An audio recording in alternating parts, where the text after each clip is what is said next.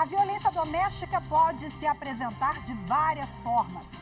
Pode ser silenciosa e devastadora, como a patrimonial, quando o agressor gera prejuízo financeiro ou perda de bens da vítima. Um crime pouco falado, mas que leva a consequências graves na vida dessas mulheres. Eu sou Rafaela Vivas e esse é um dos destaques do dia. Vamos aos demais. Presidente do STF e do CNJ, ministra Rosa Weber, lembra os atos antidemocráticos de 8 de janeiro, na primeira sessão de julgamentos do segundo semestre do Conselho. Supremo Tribunal Federal concede liberdade mediante cautelares a mais 90 réus que participaram dos atos antidemocráticos. E ainda, a Justiça do Ceará abre sindicância contra juiz que ofendeu mulheres durante a audiência.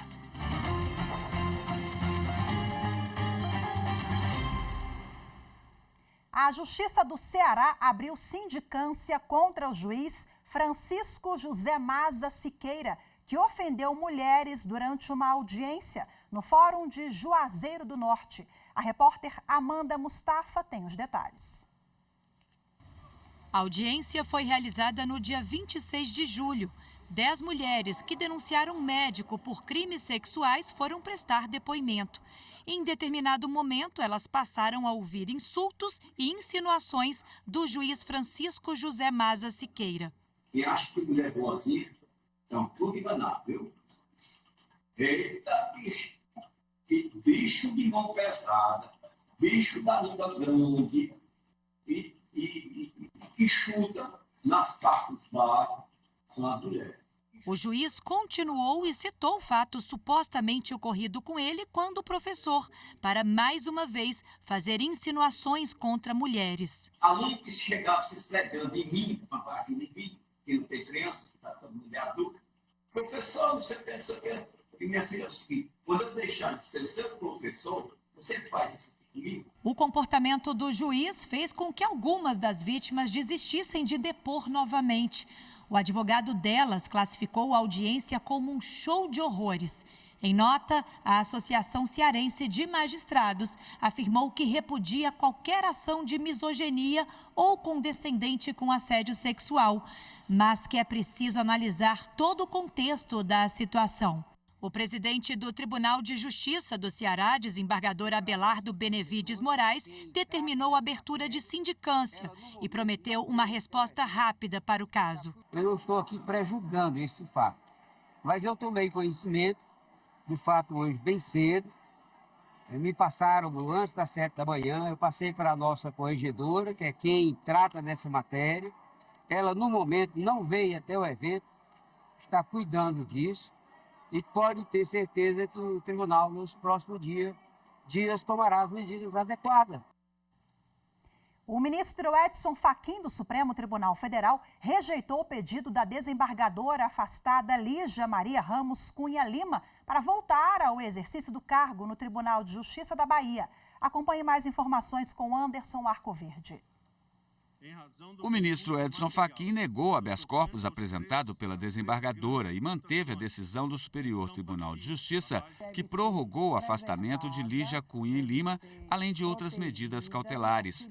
A desembargadora é acusada de participar de um esquema de venda de decisões para regularização fundiária no oeste da Bahia. Ela foi presa em dezembro de 2020 e afastada do cargo. Em junho de 2021, a prisão foi revogada, mas o Superior Tribunal de Justiça manteve o afastamento. No habeas corpus apresentado ao STF, a defesa alegou excesso de prazo na duração de medidas cautelares, uma vez que a denúncia do Ministério Público foi apresentada há 2 anos e ainda não foi apreciada. O ministro Edson Fachin afirmou que o afastamento é necessário porque o cargo público teria sido usado para a prática de crimes e observou que se trata de um caso complexo envolvendo organização criminosa estruturada, o que justifica a demora. Ele destacou ainda que o relator do caso no STJ tem tomado providências para atenuar as medidas cautelares impostas. A Justiça Militar aceitou denúncia do Ministério Público contra o ex-sargento da Força Aérea Brasileira, Manuel Silva Rodrigues, e da esposa dele, Wilkelane Nonato Rodrigues, por lavagem de dinheiro fruto de tráfico de drogas. Manuel está preso na Espanha há quase 4 anos, após tentar entrar no país com 37 quilos de cocaína levados no avião da FAB. A esposa dele vai responder em liberdade. A 4ª turma do Superior Tribunal de Justiça decidiu que comissão de leiloeiro público deve ser fixada no mínimo em 5% sobre os bens arrematados. As informações com a repórter Marina Campos. Ele é o responsável por intermediar as vendas em leilão, avaliar os lances, a proposta vencedora e toda a prestação de contas do negócio. A profissão de leiloeiro é regulamentada pelo Decreto 21.981, de 1932, que estabelece o mínimo de 5% para sua comissão. Em um processo de falência julgado pelo Tribunal de Justiça de São Paulo, a comissão de um leiloeiro foi reduzida de 5% para 2%. O fundamento do TJ é que o Código de Processo Civil não estipula piso ou teto da remuneração nos leilões judiciais. Mas o leiloeiro alegou, entre outros pontos, que o decreto que regulamenta a profissão é norma específica em relação ao CPC, não podendo ser afastado por ele, conforme resolução do Conselho Nacional de Justiça. No STJ, a relatora, ministra Isabel Galotti, observou que o percentual mínimo de 5% para a comissão do leiloeiro está previsto no artigo 24, parágrafo único do Decreto 21.981, de 1932, e que o tratamento conferido à comissão não sofreu alteração com a passagem para o regime atual do CPC. Dessa forma, a 4ª turma reformou o acórdão do Tribunal de Justiça de São Paulo para que seja feita a complementação do pagamento devido ao leiloeiro até o mínimo legal. A seguir, vamos falar sobre violência patrimonial, uma das formas de violência doméstica. Eu volto já.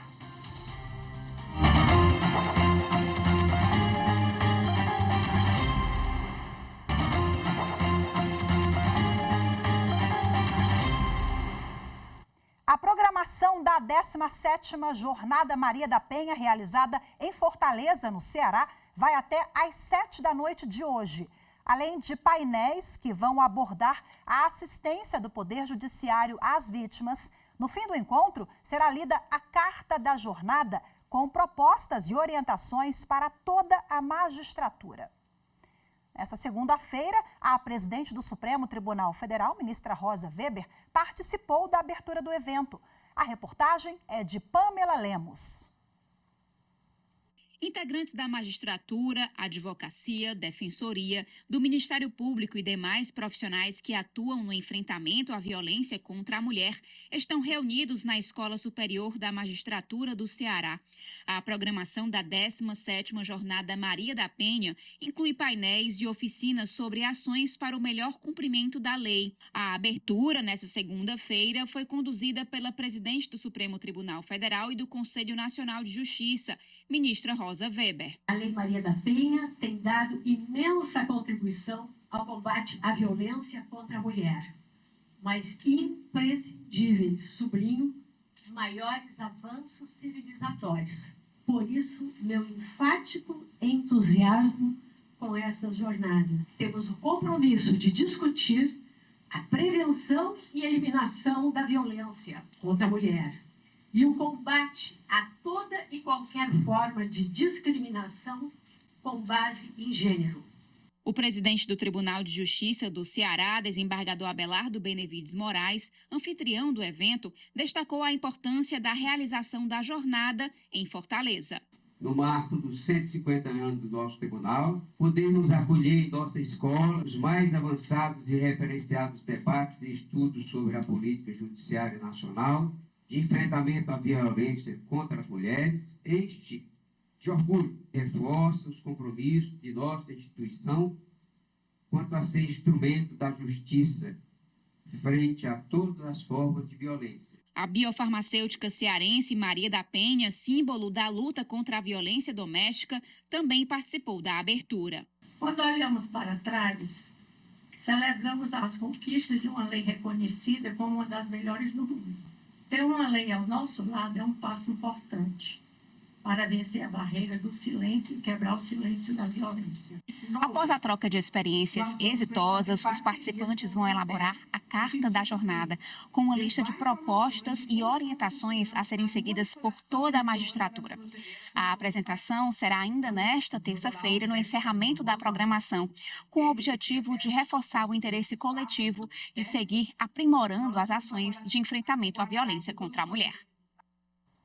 A violência doméstica pode se apresentar de várias formas. Pode ser silenciosa e devastadora, como a patrimonial. Muitas vezes a mulher nem percebe até se tornar vítima de golpes. A reportagem é de Carolina Chaves. Esta mulher teve um relacionamento com um africano por quase 7 anos. Quando se casaram e ele conseguiu autorização para ficar no Brasil, o homem, que era educado e gentil e conquistou a confiança dela, passou a agredi-la e pedir dinheiro. A poupança da vítima, de cerca de $30 mil, evaporou. Quando ele teve certeza da possibilidade de ficar no Brasil, de se naturalizar, ele começou a utilizar o meu cartão de crédito sem autorização, sem me avisar, sem pedir licença. Ele utilizou dinheiro da minha conta, que era transferida para a conta dele, para enviar para a África. Ele utilizou o valor que eu recebi de um processo judicial para enviar à África com um objetivo que hoje eu tenho quase certeza que não foi realizado. O caso está sendo investigado pela polícia, que suspeita que o homem participe de uma quadrilha. A vítima pede que seja cumprida a execução de acordo extrajudicial para a devolução do dinheiro, pagamento de danos morais e a devolução dos bens levados por ele. A violência patrimonial é uma das 5 formas de agressão prevista na Lei Maria da Penha e é uma agressão velada. Por isso, na maioria das vezes, demora para ser identificada.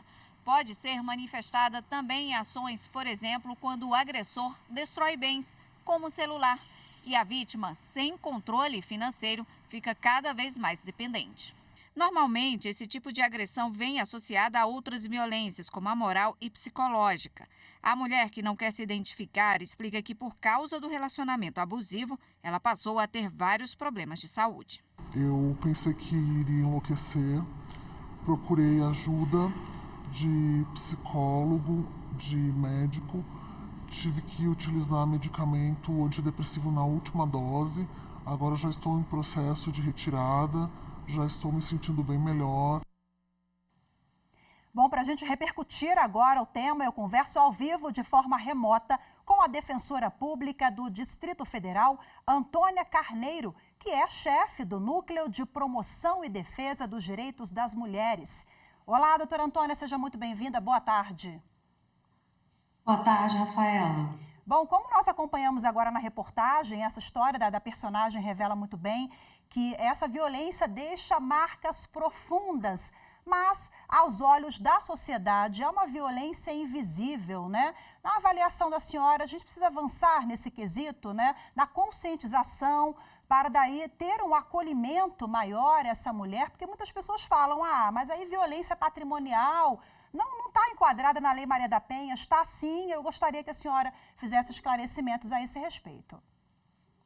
Exatamente, Rafaela. Inclusive, existe um tabu em relação às espécies de violência, porque a sociedade, de um modo geral, e às vezes até a própria mulher, acha que violência doméstica é só aquela que deixa as marcas, como a própria violência física.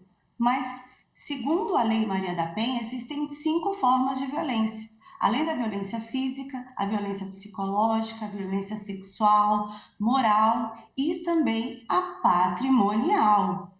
E isso está relacionado à compreensão machista, no sentido de que o homem domina, chefia a família e chefia, inclusive, os bens e o patrimônio da vítima, o que não é verdade. Quais são os elementos que configuram a violência patrimonial? Quando que essa mulher já deve observar ali que tem alguma coisa errada no relacionamento? Toda vez que ela perder a autonomia em relação aos seus próprios bens. E isso pode acontecer tanto de forma velada, como, por exemplo, quando o marido, o namorado, o companheiro se apropria do salário da esposa a pretexto de gerenciar, mas ela percebe que ela própria perde a autonomia em relação aos seus gastos, em relação às suas finanças. Isso pode acontecer, a violência patrimonial, de diversas formas, como a subtração, uma apropriação, da forma que eu falei, e até no dano. Se o homem, em uma manifestação de ciúme, danifica um celular da vítima ou danifica os seus bens de trabalho, seus instrumentos de trabalho para impedir que ela exerça uma profissão, tudo isso que gera um prejuízo econômico, patrimonial, configura sim violência patrimonial e o agressor deve responder por essa conduta penalmente. Defensora, o estelionato sentimental, né? Hoje a gente vem falando muito disso, esses casos estão crescendo. É uma modalidade também de violência patrimonial? Sim, o estelionato pode resultar numa violência patrimonial. Inclusive, o estelionato é uma forma de crime patrimonial prevista no Código Penal e ele tem esse nome sentimental porque ele se vale aí, né, da vulnerabilidade afetiva da mulher que acredita, que investe naquela relação e que não imagina que está sendo enganada pelo aquele companheiro, pelo namorado, de diversas formas. E, ao final, quando percebe, ela teve um grande prejuízo econômico. Então, qual é a recomendação e a dica aqui? Aos primeiros sinais, as primeiras condutas de que aquela pessoa está querendo se apropriar dos seus bens, pegar um empréstimo em seu nome, fazer uma compra no seu nome, se apropriar do seu cartão de crédito, danificar os seus bens, já tome uma atitude e denuncie, que isso configura crime a depender da conduta. E quais são os canais de denúncia? Como a Defensoria vem acolhendo essas mulheres? Porque nós temos mulheres em vulnerabilidade social e econômica, mas a gente sabe que atinge também todas as classes, né? O rico, o pobre. Mas na Defensoria, como é que é o trabalho de vocês com essas mulheres? A Defensoria Pública do Distrito Federal criou um canal específico, que é o 129, opção 2. Se você está sendo vítima dessas condutas iniciais e se está na dúvida se isso configura ou não abuso, se isso configura ou não violência patrimonial, pode nos consultar nesse canal 129, opção 2.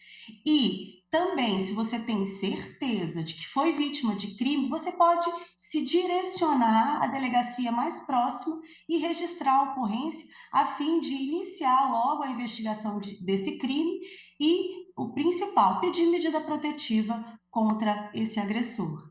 Perfeito, doutora Antônia, muito obrigada pela sua participação conosco. Conversei ao vivo com a doutora Antônia Carneiro, que é chefe do Núcleo de Promoção e Defesa dos Direitos das Mulheres da Defensoria Pública aqui do DF. Boa tarde para a senhora. Muito obrigada.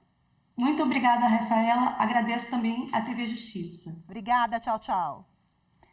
A seguir, Supremo Tribunal Federal concede liberdade mediante cautelares a mais 90 réus que participaram dos atos antidemocráticos de 8 de janeiro.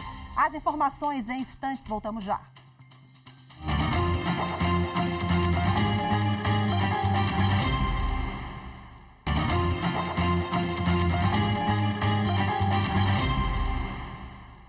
O Supremo Tribunal Federal concedeu liberdade a mais 90 réus pelos atos antidemocráticos de 8 de janeiro. O ministro Alexandre de Moraes determinou que os acusados devem cumprir medidas cautelares, como o uso de tornozeleira eletrônica e proibição de utilização de redes sociais. Amanda Mustafa traz os detalhes. A liberdade provisória beneficia 37 mulheres e 53 homens presos preventivamente por participação nos atos antidemocráticos de 8 de janeiro. todos os denunciados respondem por crimes descritos no Código Penal, como associação criminosa armada, abolição violenta do Estado Democrático de Direito, golpe de Estado e deterioração de patrimônio tombado. Com a decisão do ministro Alexandre de Moraes, os réus vão ter de cumprir medidas cautelares, como uso de tornozeleira eletrônica, recolhimento domiciliar no período noturno e nos finais de semana, além da proibição de utilização de redes sociais e de se ausentarem do país. Eles também não podem se comunicar com os demais envolvidos nos atos golpistas. O ministro também determinou a suspensão imediata de quaisquer documentos de porte de arma de fogo em nome dos investigados. O ministro Alexandre de Moraes considerou que não é preciso manter a prisão cautelar para a garantia da ordem pública e da conveniência da instrução criminal, pois a fase de instrução processual dos 28 réus presos já foi concluída. 719 testemunhas de acusação e 386 de defesa passaram por oitivas e todos os interrogatórios foram realizados. O ministro considerou que não estava mais presente a possibilidade de reiteração do crime e que o risco de interferência na produção de provas passou a ser inexistente. Os atos antidemocráticos foram lembrados hoje pela presidente do Supremo e do Conselho Nacional de Justiça, ministra Rosa Weber, na primeira sessão de julgamentos do semestre do CNJ. A repórter Carolina Chaves acompanhou a sessão e agora traz mais informações. Ao abrir a primeira sessão do semestre, a presidente do CNJ e do STF, ministra Rosa Weber, deu as boas-vindas e falou sobre a importância das instituições. Ela relembrou os ataques às sedes dos três poderes que hoje completam 7 meses. Relembraremos sempre e não esqueceremos nunca, para que atos dessa natureza não mais se repitam e sirvam de alerta para que cultivemos diariamente a nossa democracia constitucional, de modo a que continue inabalável. A ministra também fez um balanço das atividades realizadas durante o recesso forense, entre elas a justiça itinerante no Amazonas e da primeira tradução da Constituição para a língua indígena Nhangatu, o tupi moderno. Rosa Weber citou ainda o lançamento do novo modelo de mutirão carcerário em parceria com os 27 tribunais das unidades da federação e 6 tribunais regionais federais. Com o objetivo de garantir o cumprimento da legislação e da jurisprudência consolidada, possibilitando desafogar as unidades prisionais do país, bem como garantir os direitos fundamentais na área prisional. Em seguida, o CNJ analisou um processo administrativo disciplinar contra o magistrado Léo Denison Bezerra de Almeida, acusado de venda de sentença na comarca de Marechal Deodoro, Alagoas. De acordo com a denúncia, o juiz teria pedido cerca de R$200 mil para soltar um preso e pagamento mensal para beneficiar o prefeito da cidade. O parecer do Ministério Público foi pela aposentadoria compulsória do magistrado. A relatora, conselheira Jane Granzotto, votou pela improcedência do pedido, por entender que não há provas para a condenação. É inteiramente respaldada em provas que foram anuladas judicialmente. Portanto, não há qualquer manifestação nesse sentido no meu voto, a não ser a análise da prova testemunhal, que, como já adiantei, entendi extremamente precária para fins de respaldar um objeto condenatório. Todos os conselheiros acompanharam a relatora. O presidente do Tribunal Superior Eleitoral, ministro Alexandre de Moraes, participou nesta segunda-feira de palestra sobre a justiça eleitoral e a defesa da democracia. O evento foi promovido pela Escola Judiciária Eleitoral Paulista do Tribunal Regional Eleitoral de São Paulo. Durante a conferência, Moraes declarou que questionar a eficiência das urnas eletrônicas e o trabalho da Justiça Eleitoral significa duvidar da própria democracia brasileira e que essa tentativa de desacreditar o sistema eleitoral faz parte de uma estratégia de ataque ao regime democrático. Colocar em dúvida a Justiça Eleitoral foi colocar em dúvida a democracia brasileira. Nós não podemos relativizar isso. Nós, de forma alguma, podemos aceitar essa afirmação totalmente errônea de que isso é exercício de liberdade de expressão.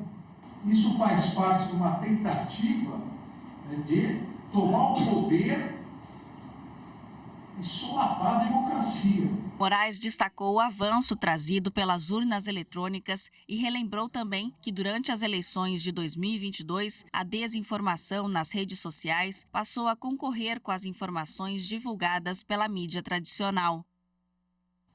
Hoje ficamos por aqui. Muito obrigada pela sua companhia. Obrigada. E lembrando que amanhã a gente tem um novo encontro marcado na Rádio e TV Justiça, todo dia de segunda a sexta, 12h30. Eu espero vocês. Tchau, tchau.